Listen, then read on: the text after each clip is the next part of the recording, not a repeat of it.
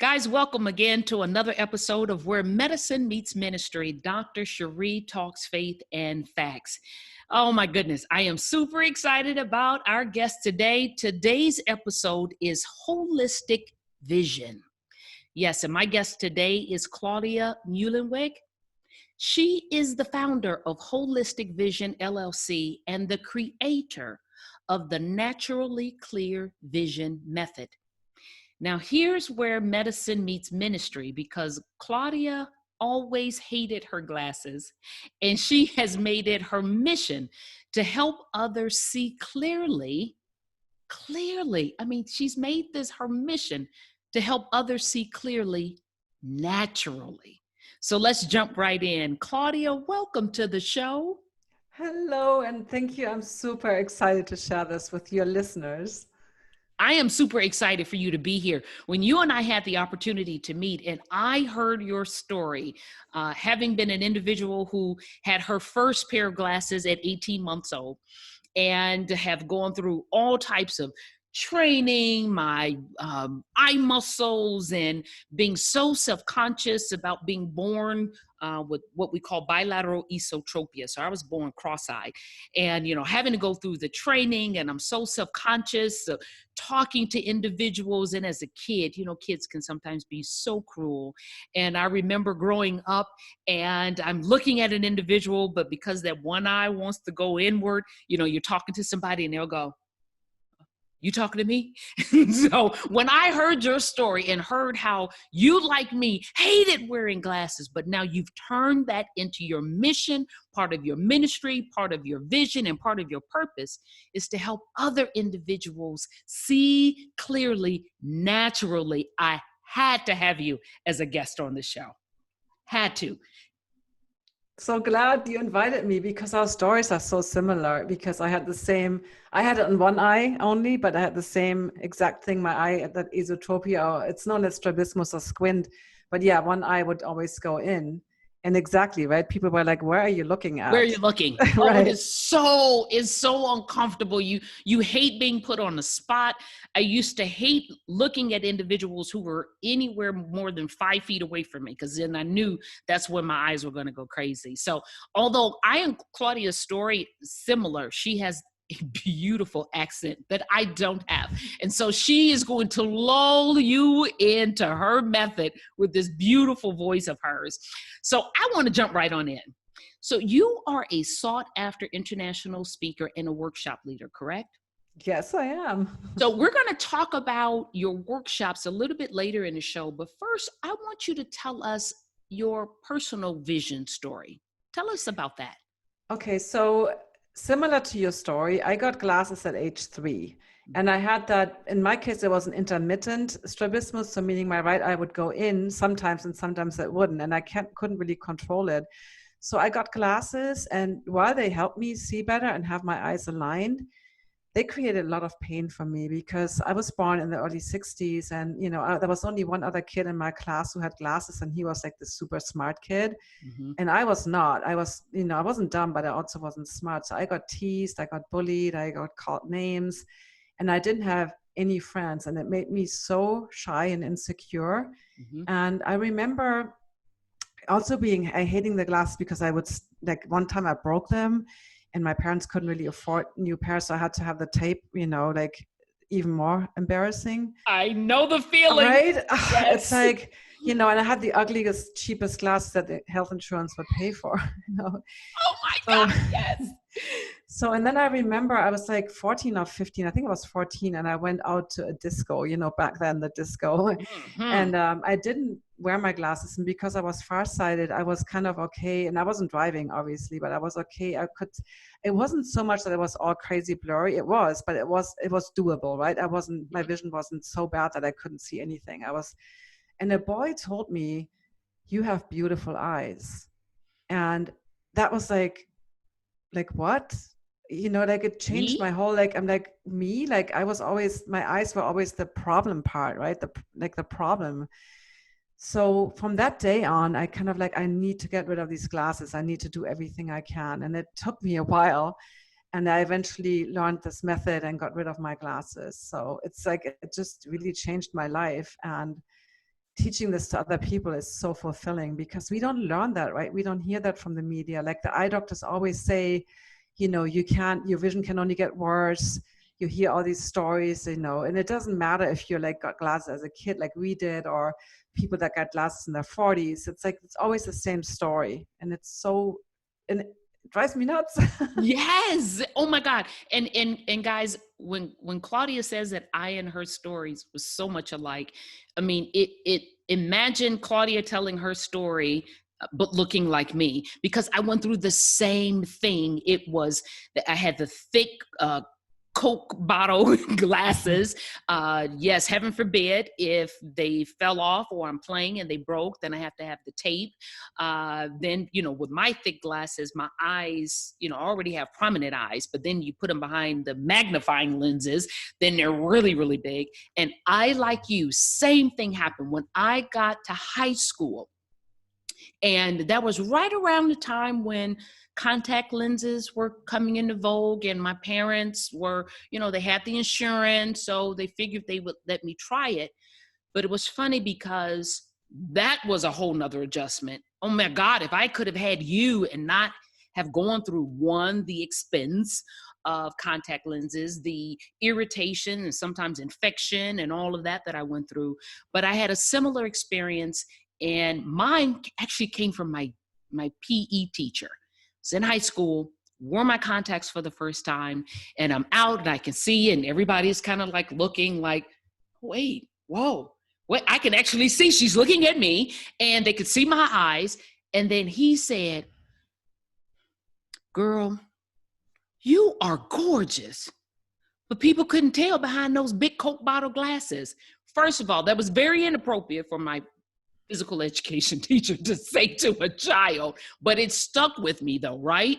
Because it seemed as if people couldn't see me because they could not see past my glasses.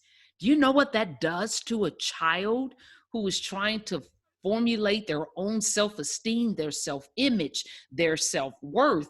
And then now you're telling me I couldn't even be seen. You couldn't see me past my glasses. So your work is powerful. And that's why I knew the audience had to hear from you. Now, you say that you do a daily self-care routine. Yeah, Can you tell us what that is? I call it my clear morning ritual. And so it's a combination of different, okay, let me backtrack a little bit. So good vision is based on relaxation.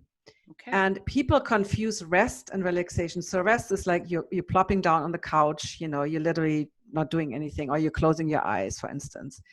And relaxation is just it's a way, like if you do anything in life in a relaxed way, it's easy and effortless, right? But if you do it with a lot of strain and effort and force and maybe holding your breath, it's harder, right? So I usually like to use I don't even like golf, but when you think of a golfer, right, like, and if they would like lock down that target, right, really like maybe do that kind of squinting, and then they use all their muscles and they maybe hold their breath, they would probably not even get the ball flying far, right? But if everything is working and it's relaxed, and it's that really relaxed focus, and it's the mental focus is really the starting point, then it's easy. And so that's what I like in with good vision. And so to stimulate that relaxation response, first thing in the morning, I always meditate. So some people might pray, I meditate. So it's like a way to engage your mental focus, which helps with visual focus. So our vision is in the brain, right? We see with the visual cortex in the back of the brain. Correct. The retina is part of the brain. So I always tell people, you do not see with your eyes, like as a kind of because you actually perceive with your brain. And so any mental strain or any mental efforts you make will trigger down into your body, into your eyes, into your whole system. And what I'm doing with my meditation, I'm also palming my eyes. So that's the way you cover your eyes. You close your eyes. Mm-hmm. And for listeners, might be hard to see this, but if you see the video, basically you close your eyes and then you cup your hands and you cross them over your nose so that you rest the heels of the hands on your bony part of the eye socket. Okay. So it's kind of you create a little cave, almost like it's like the energy of the hands, the warmth. So it feels super relaxing for the eyes. It helps to lubricate the eyes.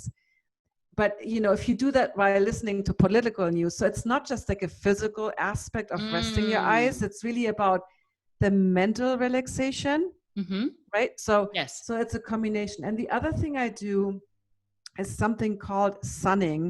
So our eyes actually need sunlight. The cells in the eyes that give us day vision, that give us clarity and color vision, only work during the day. That's why at night everything is black and white and kind of, we have pretty bad night vision as humans compared to predators like cats or. That is true.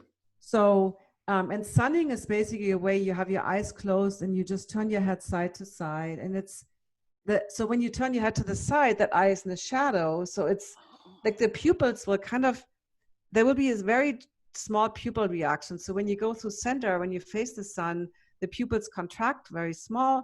And when you turn to the side, that eye will then, under your closed eyelids, right? The pupil will open up Dilate a little bit. Okay. So so it's a great way, because I had all these problems with night driving. So sunning, it's really relaxing. It's just both together. It's like sunning and palming together are such a relaxing way to start your day.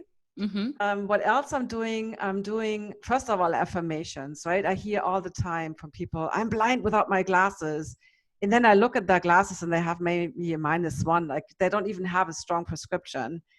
So, if you ever heard of Joe Dispenza, right? That idea that your thoughts can actually change your reality. So changing your mindset and giving your eyes love, thank you for all the beauty you let me see, or, whatever you want to say, but starting the day with a positive mindset about your vision and visualizing how you can see everything clearly. So it's kind of a mental way to actually make that happen in your life. So and then lastly, what I do some breath practices, some deep inhales and long exhales. So exhaling, the way to create the relaxation response in the body, there's 3 ways you can do that with breath. And if you ever study yoga or about yoga, you might know those.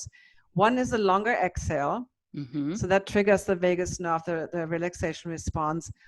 One is to do a small pause between each inhale and exhale. Correct. And the third one that I really teach my clients to is to breathe into the belly. So when we breathe into the belly, that's the relaxation response. When we breathe into the chest, which we need to when we're physically performing, when we're running, right? But if you just do that stress breathing into the chest, tightening your belly, maybe, your solar plexus might be really tight. That's the stress response. So you can kind of physically change so it's both mentally what I call top down with the affirmations and the meditations, and then physically with the breath.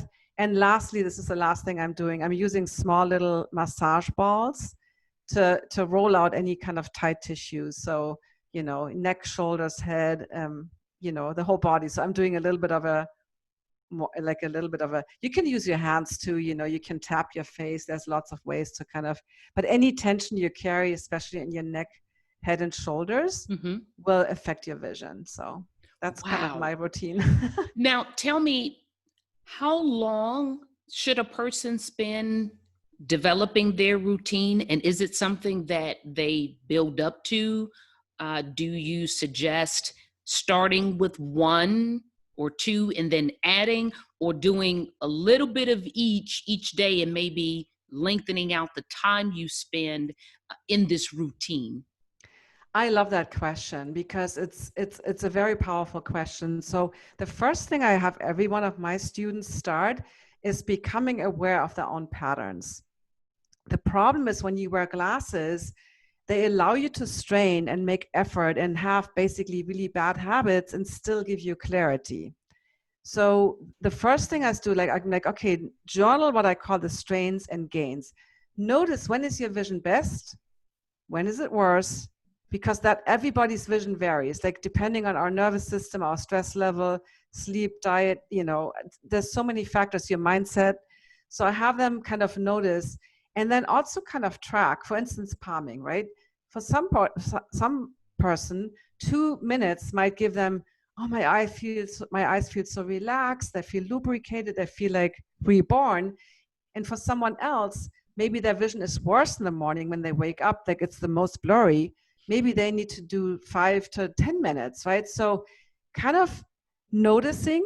And I don't always say do everything. I think it's more important to tune in and notice, today I really crave like palming longer, or today I feel tight. Maybe today I need to spend more time with massage, Or like my meditation. affirmations. Yeah, affirmations. So my meditation this morning, I did 20 minutes. I did half sunning, half palming, because I do it on my patio, so the rising sun. Oh, But yes. other days when the sun doesn't come up or I don't have much time, maybe I only do 5-minute meditation. So I'm not like, I think it's important to do as much as you can, but I also think it shouldn't become like a chore. Correct. So yeah, that's what my answer is to that.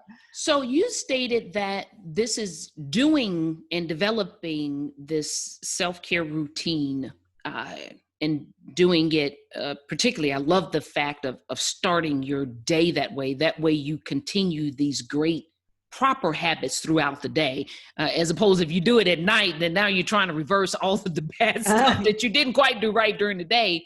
But you state that it's important to your visual health, and I agree with you. But I want to know, do you feel that it's important because it has a cumulative effect the more you do it? Or is it good because it's training your mind, your body, and your physiological response to where it needs to be in order for you to have that better vision? I think it's really both. It's really both, because first of all, you're replacing bad habits with new ones. And for some people, doing it in the evening and the morning. So I have a clear morning ritual, but it doesn't mean that I don't do anything else during the day. I see. And I always say it's not about, most people think it's eye exercises. And yes, there's a few things, especially if you have problems like we did as kids, right? If you have what's called fusion problems, or the eyes are not aligned, there is definitely some exercises you need to do. Mm-hmm. However, I prefer relaxercises. So it's really about, let's say, maybe your vision is worse in the morning. So for that person, it would be really important to have a good routine in the evening, because they're doing something when they're sleeping. So, maybe clenching their jaw, maybe, so if you wake up in the morning, because sleep is supposed to be restful. Correct. And if you wake up in the morning with tense, maybe tight jaw, or maybe your vision is really blurry, then maybe doing that guided meditation or doing meditation and palming, you can do it in bed, actually. You just put a pillow under your elbows so that you don't have to hold them up, and you can do it before you go to sleep and just kind of drift into sleep. So it's not always so much of, okay, now I do an hour or half an hour of eye exercises, and then the rest of the day I'm using my bad habits. That's, not really creating the effect. Correct. It's about noticing the difference in your mind and in your body when you do something good, and you're like, oh, yeah, now my eyes don't feel as strained. They feel more relaxed. For instance, blinking is another thing that most people don't do enough. So blinking lubricates your eyes, and it kind of prevents staring. Like the second you blink, it's kind of like a little restart, right? Correct. So, so something like oh yeah, I've been on the computer and my eyes kind of feel dry, maybe I just do 30 seconds of really rapid butterfly blinking, to kind of train my body again. Oh, this feels actually good to blink more, right? So correct. Yeah. Wow. Okay, so now you mentioned, and I know as a physician, we're taught and we're trained. Look, as you get older, your vision's gonna suck. The older you get, things are gonna happen. But you have a method, and you have the premise that you don't have to accept that age-old saying that as I get older, I'm gonna need readers or my vision's gonna get worse. Tell us about that. So yeah, I hate, especially when doctors tell, that's what I hear from my students, right? Or from people, oh, you're 65, that's an age-related cataract, that's just normal. So it's a difference between normal or common and normal. So common is one thing, but it doesn't mean that it's normal. And I have a good friend, he actually passed away last weekend. I'm super sad. He was 101, perfect vision, never wore glasses. He had a driver's license and his birthday was on March 12th, right after the event we met, right? Oh, And wow. yeah, but he has a very positive mindset. He even told me, I need to get back into my exercise routine. And so the mindset that he has is extreme, like positive, right? But yeah, the method that I'm teaching, it's a mix of good habits, becoming aware, using your eyes the correct way, the way they are designed, which is, so basically without going into too much anatomy, but we have a very small spot in the retina called the fovea inside the macula. And that's the only spot we have absolutely clear vision. Mm-hmm. So a lot of people with poor vision, they try to see a big picture, like the whole iPhone screen or whatever, as an example, clearly at once, when in reality, you can see one tiny letter and the rest is peripheral vision. So becoming aware of that and basically teaching natural habits again. And then, of course, that includes diet, right? It includes mindset. It includes sleep, exercise. Like, diabetes is the leading cause of blindness. So when I work with students or clients that have beginning of eye disease, I'm like, okay, you have to change your diet. Like, sugar is the biggest problem for the eyes, right? So that's why I always say it's lifestyle related. Like, basically, at some point, all the bad stuff you did over the years catches up with you, right? So it's like, I mean, I used to smoke when I lived in Germany. When I think about that now, I'm like, what the heck? Like, What's I I used to thinking? smoke. But, and it's like, you can't reverse the past, but you can make changes right now. And that will, maybe there will be some damage that cannot be reversed, but you can make so much, you can really change your future when you commit to being healthy and living healthy. See, and I love the fact that you pointed out that habits that we form, and many of them very early in life, nutrition, exercise, smoking, alcohol, all of those things that have the potential of creating an insult on our physical body and affecting us physiologically, that their changes occur. And it's important for us to understand that when we decide that we want to shift our focus, that we want to do better and be better, we have to do so with the right expectations. And so I would assume, working with, let's say, a 3 or 4-year-old, a parent gets in touch with you, you start early on. That parent is into the recommendations. They're willing to make the lifestyle changes, the diet changes, all of that to prevent any worsening and to actually do some reversal, because that early on in life, we can do some reversal, right? We can even do certain things can be reversed even at our age, but a lot of times we don't want to put in the work that's necessary to make that change. And so with them, there is an opportunity to guide them on a different path. Whereas if you're dealing with an individual that has had insult after insult after insult, they have to go into it with the expectation, don't expect to turn around overnight. You have to go in with the right expectations. And that's why I love your program, because we as parents and we as individuals that will be listening to this show of all ages, you can choose to get on board earlier so that now you can reverse some of those changes that you've had, but now you're not adding decades of doing the wrong things at the wrong time in the wrong way, and then want to come to you and say, make me better. Yeah, then do it in a week. And I've seen, I mean, I had a 3-day live event in January, my very first live event, and everybody had huge changes in just 3 days, right? But it was like 3 full days committing to doing things. So you can see changes really quickly. And one important thing is to get into weaker prescriptions. I haven't found a better metaphor, but I'm usually saying, like, your full strength glasses are like a wheelchair, right? If you want to start walking again, you have to move on to crutches. So, and for some people, it means maybe a quarter diopter less. For some people, they can drop a whole diopter. So there's no formula in terms of like everybody goes to the same thing. So we are all individuals, right? And so we all have our different patterns. different programming. A lot of times with nearsightedness that starts in childhood, there is usually some adverse childhood event. Trauma might be too big of a word for a lot of people. So, it can also mean working through emotional challenges. And a lot of times I see that a lot. So, being willing to maybe go back to some painful experiences, in childhood, and addressing that, and not just kind of pushing that away. So it's kind of like literally like, what did you not want to see, right? And also for some people, it's more about finding their life purpose. They kind of given up. They're in their 40s, 50s, 60s, and life is just kind of drudging.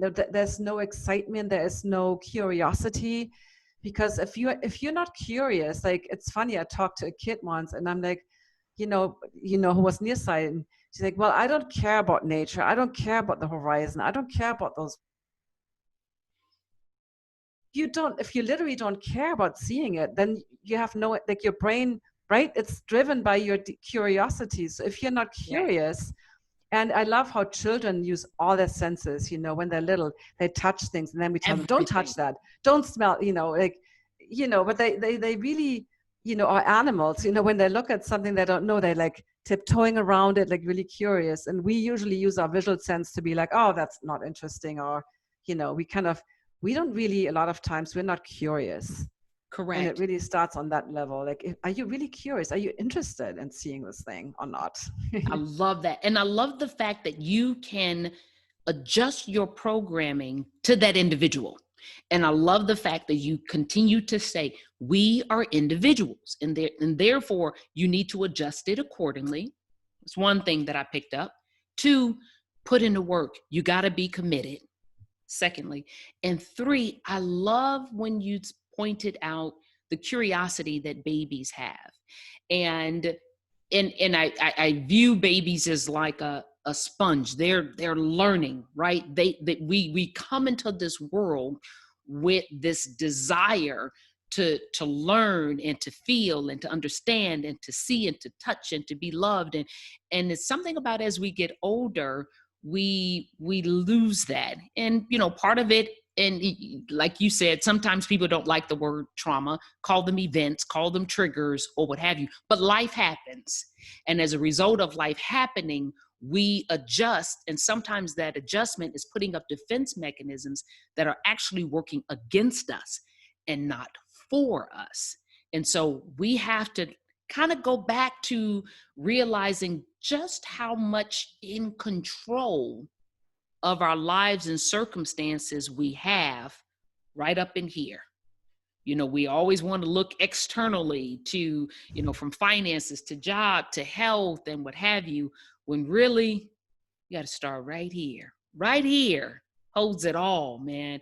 And so when you can change your focus to accept and appreciate the amount of control that you have over the health and well-being of yourself, then you can begin to take the steps and learn the skills that you teach in order to be better and do better.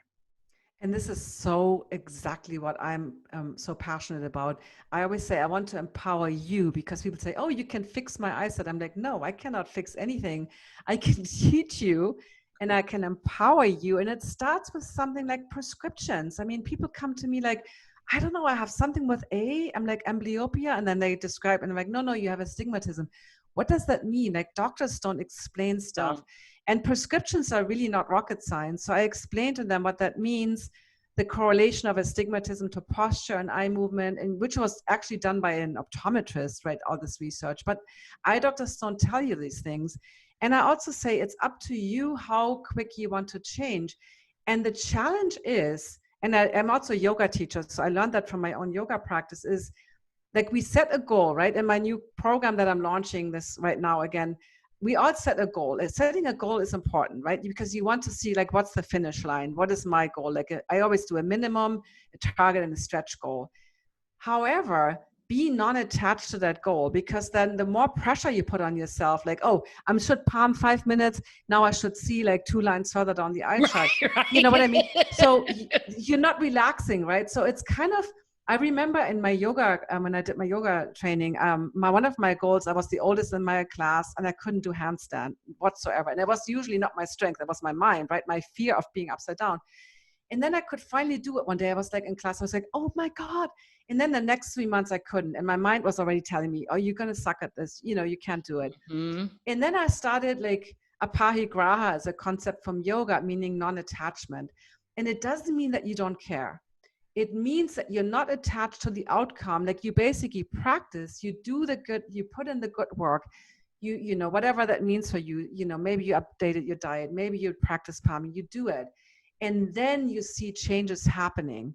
But when you attach yourself, when your ego is like, oh, now, my vision is better. Oh, I can read 3 lines further down. But then maybe the next day you're really stressed or you got a bad news or, for whatever reason, maybe you didn't sleep well. And then, you cannot read that line, then you're like, oh, this stuff doesn't work. Right. So our vision is part of our whole brain and body, right? We're not like that's what I don't like about optometrists. They look at the eye like, okay, let's take this eye out of Dr. Shuri's, let's look at, okay, her eye has this and this issue, but they don't look at the whole human being with, and everybody's vision varies. When I'm really stressed, right? When I do my bookkeeping, my taxes, which is to me like, my vision is not as clear as when I'm like, like it changes for everyone because, your blood pressure changes, your blood sugar levels change, yeah. So Correct. I want people to know that it's not like this locked in state.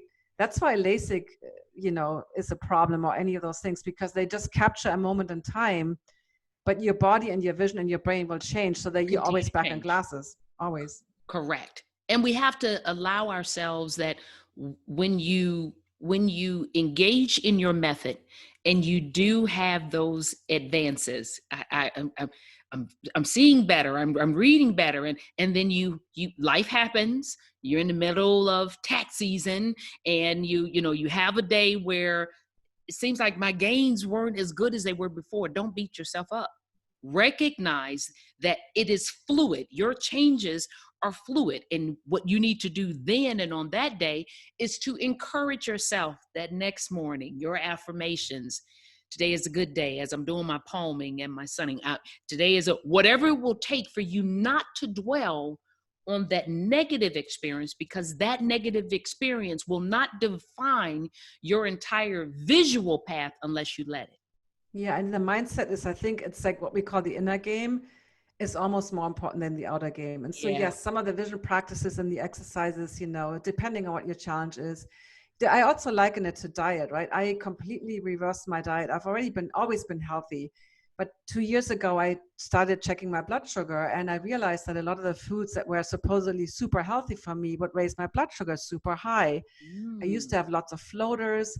So now I cannot eat a lot of the foods like starchy foods or like carrots, right? Carrots are great, technically for the eyes, right? We learned that from Bugs Bunny, but carrots raise my blood sugar into diabetes levels. So I don't eat, or if I eat a tiny piece maybe, right? So Correct. Changing. So for me, I always say when you change your diet, for instance, right? In the beginning, you have to learn more. You have to learn new recipes. You have to learn. And then it becomes maintenance. So for me, my vision is maintenance, right? But in the beginning, there has to be a bigger commitment to actually turn the bad habits around, create new habits, become more aware, right? Get into reduced strength glasses or, and really tune in. And then at some point, for me, it's just maintenance at this point, right? Events affect my vision, like I talked about, or when I went through my divorce or when I moved.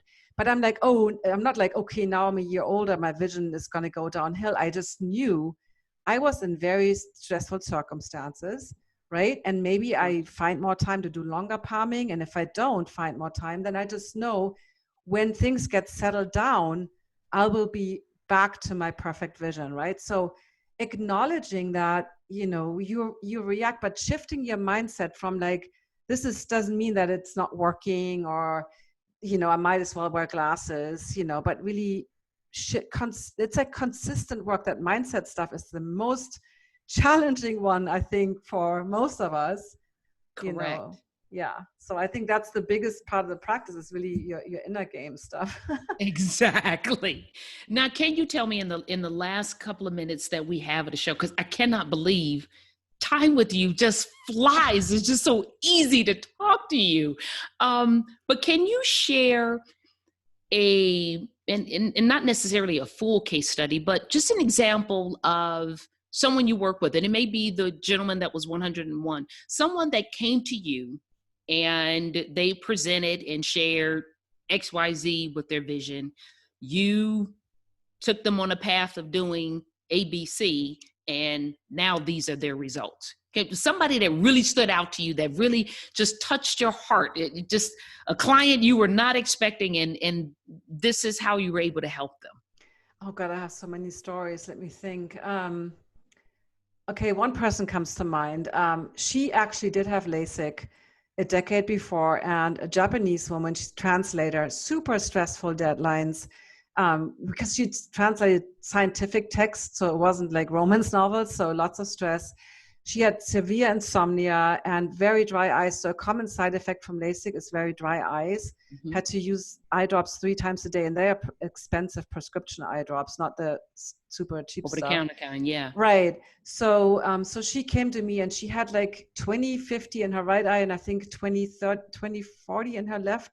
But because she was basically at the point where she was needing glasses again for driving, Yeah. and for the near point, and she was just in the early 50s. So for the near point, she had to enlarge all her Microsoft Word documents, right, to like 125, 150%, meaning she could not see both languages side by side. And so I worked with her and we did all that relaxation stuff. We did all that mindset stuff, all the vision practices. And because relaxation is the basic foundation, her insomnia went away. She now sleeps 5 to 6 hours. Her mom moved in with her, which was creating lots of stress.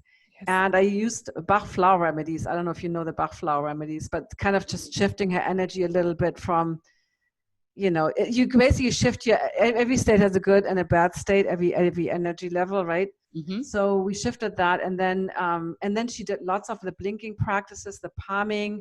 We also did hot water compresses, like with a towel. So you're not like hot, but basically improving circulation. Circulation, yes. Right. So we did that, and so she took the eye drops only 2 times a day, and then only 1 time. And after 3 months, she was completely off the eye drops. She now can view the Microsoft Word documents at 70% reduction. So she can see them side by side, and she has 20/20 vision again. So yeah. And that was like, she was a private student. So she worked with me. She had 10 sessions with me. So it was just 10 sessions. Wow. That's amazing. How much did you space each session? Like it was over 3 months. We did it over 3 months. Now that is a testimony. Everyone that is listening to this show, listen to me. If you have a visual deficit, complaint, anomaly, whatever it is you want to call it, whatever your optometrist is calling it, whatever your ophthalmologist is calling it, before you just succumb and just accept what you're being told and throw on the glasses or throw in the contacts or go and get surgery, reach out to Claudia. I promise you, I'm going to make sure in the show notes, you know how to get in touch with her. It is worth it. It's worth it. You got to try it and take control back of your life, of your vision. There's a scripture in the Bible that says, the people perish for lack of vision. Do you know how important it is, not only for you to have vision from a physical standpoint, but when you can have the vision that I'm well, that I'm going to be okay, and that I am in charge, that's a vision for your life. That's a vision that can change your path. Don't you agree? Oh, I absolutely agree. And I want to say one last word about, because you talked about ophthalmologists and optometrists. So my second cousin is actually an ophthalmologist, she lives in Hamburg, Germany, where I'm from. And I had never met her. And she's in her 50s and she uses the exact same techniques. Her dad was an ophthalmologist and didn't wear glasses till his 80s because she knows. But if you think of optometrists, and I don't want to say that they're evil people, right? I have a lot of good friends that are optometrists that are holistically oriented, and they're like Jacob Lieberman is a famous example of curing his own nearsightedness and realizing that what they were taught in optometry school is not really that simple. Correct. However, optometrists make their money by selling glasses and contacts. So like I would always recommend to go out to an ophthalmologist if you really want to get an exam. You know, I mean, they do surgeries, and surgeries often are vision saving, you know, necessary surgeries that, you know, at some point, you know, it's the only way to save your eyesight. So I'm not against all traditional methods at all. I think sometimes it's in combination. However, optometrists, they make money by selling you glasses and contacts. So I always say, do you really need to go every year? Like if your vision hasn't changed, like really question. And my mission is to empower people to ask their doctor the right questions too, right? To not just let them tell you something. And especially when you get the new glasses and they feel too strong. Mm-hmm. And the doctor always says, and they always say that. You get used to it. And you know what you do, you get used to them by making your vision worse. So I always say, don't accept that, because that's my last finishing sentence. You know, now that you know that vision is varies and that it's based on relaxation, when you sit in that chair, they usually turn the lights off nowadays, right? Mm-hmm. So they put you in the worst conditions, and it's like a test, and you might hold your breath, and then they ask you this one or this one, and at some point, like you're like, I don't know anymore. Your vision is probably a quarter to half a diopter worse than it actually is. So when you get those new glasses, then don't wear those. Like say, no, these are wrong. I want, you know, like stand up for yourself, stand up for your vision, right? Correct. Don't let them talk over you. So this is absolutely. And I am a physician, board certified physician. And so even though I recognize and I acknowledge individuals in my profession, the reason why I started this podcast and part of how I live my life is whatever you're going to do it well informed. And all I'm saying, I have never just written a prescription and told my patient, well, just go out and do it. I'll explain it. If he or she says, you know what, doc, I really want to pull back. I want to investigate more something that is more natural. Do you have any recommendations? Fully supported. All I'm saying is be well informed. And if you make up your mind, hey, fine, I don't want to put in the work. I don't want to try the relaxation. I don't want to try the natural way. I just want boom, boom, bam, bam, done. Then we're saying you as the individual, you certainly have that choice. Exactly. But I promise you, you don't stand anything to lose by simply investigating all of your options. And Miss Claudia is an option that you want to investigate if you really want to investigate and pursue holistic vision. Do so with holistic vision with Claudia. Claudia, you have been absolutely fantastic, my love. Thank you so much. And we have such a shared mission, because at the end of the day, if you love your glasses, you know, go ahead and wear them. Like I really want to, what you said, empower people to know there is this option. You don't have to take it, right? It's just an option out there. So yeah, correct. Thank you. Claudia, you have been absolutely fantastic. All of you under the sound of my voice, this woman is the real deal Holyfield. And I promise you, you will have all of her information available to reach out to her. Please, if you have anything visually related, please just reach out to her. Because even if she can't help you, this is the type of woman, she will help you find the resources that can give you the help that you need. But I just promise you, she just has such a sweet spirit that sometimes just hearing her words and hearing a statement or a phrase from her may be all you need to carry you just that extra step further that's going to get you over the hurdle, that's going to force you to do what's right for you. Claudia, thank you. Any last words before I let you go?